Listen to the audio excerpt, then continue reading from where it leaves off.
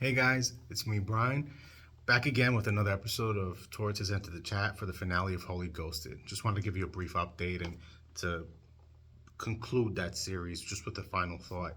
Um, as of right now, when I think about the topic, back to when we first decided to cover the topic, it brought back a lot of memories. Memories of childhood being robbed due to religious obligation and no room for freedom. Yet, despite all of that, I find myself in a position to still show love to those still in the faith.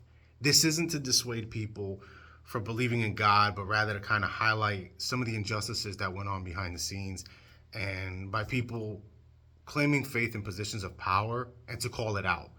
Um, this is not anti religion, being for or against it. These were my experiences and those in my circle and what we've experienced and discussed, and not having a choice made it more difficult, being that we were so young and being indoctrinated.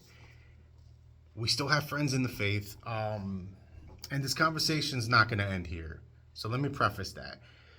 We still want to just have this conversation. We still want to discuss it, and if you'd like to discuss it, leave a comment, subscribe, and thanks for being a part of this conversation. A lot of people reached out and expressed how they went through similar experiences, and that's great. People that didn't want to disclose their personal information, and I totally get it. Not everyone is as vocal, or not every fighter fights on the front lines. Some fight behind the scenes against injustice, and I'm glad to have that opportunity to speak with people that this really brought up a lot of the hurt and the trauma and helped people address those things. This was more where we were going with this, the mental health aspect of it, and kind of getting over the trauma of being, a child or an adolescent being brought up in the faith. And again, we didn't have a choice in the matter because we were in the kind of households that kept us confined and constricted to that. Now, again, you choose to have faith. That's not an issue with me at all, or the people, my constituents, and all my acquaintances. I have people from every walk of life in my circle, and I love it. I love having those conversations, discussing faith, discussing the idea of higher power, of a higher being.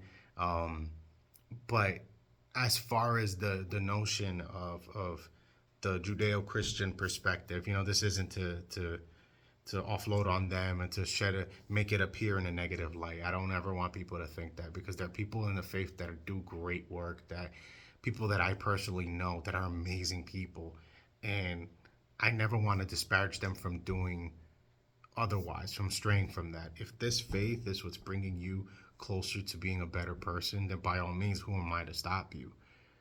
But again, these were our experiences growing up in that. And again, the abuses that went on behind that. So I just wanted to highlight that as we bring this chapter to a close and we move forward with our men's mental health segment.